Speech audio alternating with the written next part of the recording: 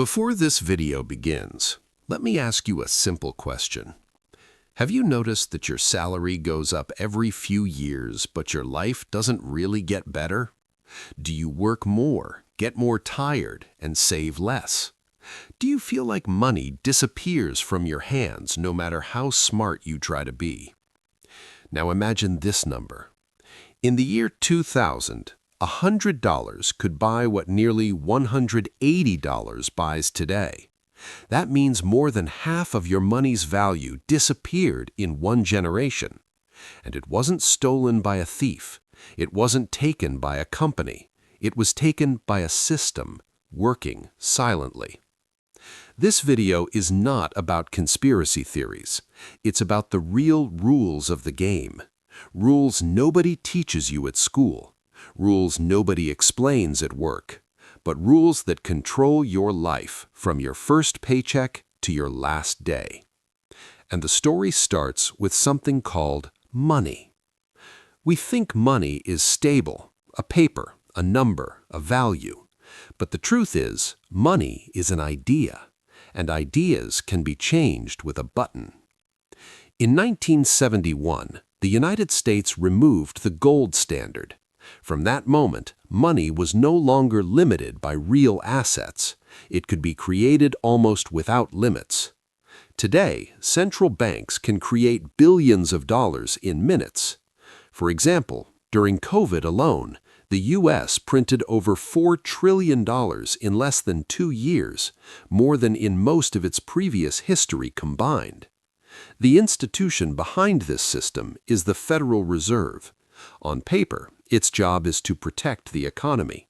In reality, its job is to manage crises by printing money. But what happens when you print money? Inflation. Inflation simply means the more money exists, the less each unit is worth. Imagine there are 10 apples and 10 people. Everyone gets 1 apple. Now suddenly there are 100 people and still 10 apples. What happens? Prices explode. That's exactly what happens with money. In 1980, the average house in America cost about $47,000. Today, it's over $400,000. Did houses become 8 times better? No. Money became weaker. Meanwhile, wages did not grow at the same speed. Over the last 20 years, salaries rose about 15%, while housing prices rose over 120%. So you run, and the track moves against you. Then comes trick number 2, debt. Modern governments survive on borrowing. The United States has more than $34 trillion in debt. Japan is above 260% of its GDP. Europe borrows hundreds of billions every year. Who lends them money?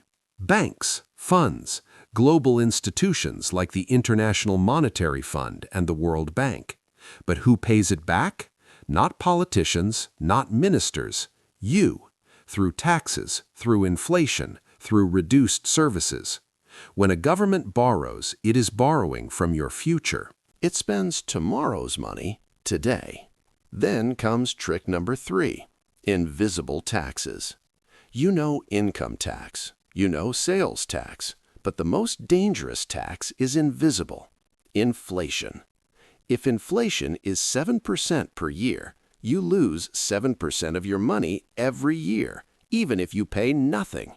If you keep $10,000 in a bank, in 10 years its real value may fall below $5,000. A legal robbery. No permission needed, no signature required. Then comes trick number 4, saving the rich. When a big bank collapses, what happens? The government steps in. In 2008, the U.S. spent over $700 billion to save banks, while millions of people lost homes and jobs. In 2020, giant corporations received massive support. Ordinary people got temporary checks. The system protects the top first. Losses are social, profits are private. Then comes trick number 5, turning you into a permanent consumer. Ads, loans, credit cards, Buy now, pay later. Everything tells you buy today, worry tomorrow. Today, the average American carries over $6,000 in credit card debt. In many countries, young people start life with $50,000 plus in student loans. You begin life in debt. You work to repay. You die before finishing. This is not accidental. It is a model. It keeps you busy, exhausted, afraid, unable to take risks. Because a tired person doesn't rebel. A debtor doesn't protest. A stressed person doesn't plan. Then comes the official speech. Be patient, work harder, learn new skills. Opportunities are coming. But numbers say otherwise. Over the last 40 years, the richest 1% captured more than 50% of economic growth.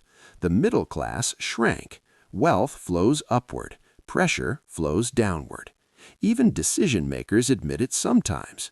The chairman of the Federal Reserve, Jerome Powell, once said that inflation hurts low-income families, yet nothing changed. Why? Because the alternative is terrifying. Stop printing, markets crash. Stop borrowing, services collapse. Tax the rich, capital escapes. The system is trapped, like someone living on credit cards, afraid to check the balance. So what's the solution? Centuries ago, Ibn Khaldun said civilizations fall when elites disconnect from real production. Today, we see a modern version, an economy based on debt, on speculation, on imaginary numbers. History shows one thing: this never lasts. Every system built on excessive inflation collapses. Rome, Germany in the 1920s, Zimbabwe, Venezuela.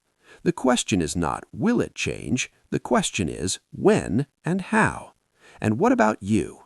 You don't control central banks. You don't control policies. You don't control debt. But you control awareness, understanding the game, ignoring empty slogans, building real skills, reducing debt, investing in yourself first. Because in this era, the most valuable asset is not money. It is independence. If you understood this video, you won't become rich tomorrow, but you won't be a silent victim. And if you want more deep, honest analysis like this, subscribe now, because what's coming next is even more dangerous.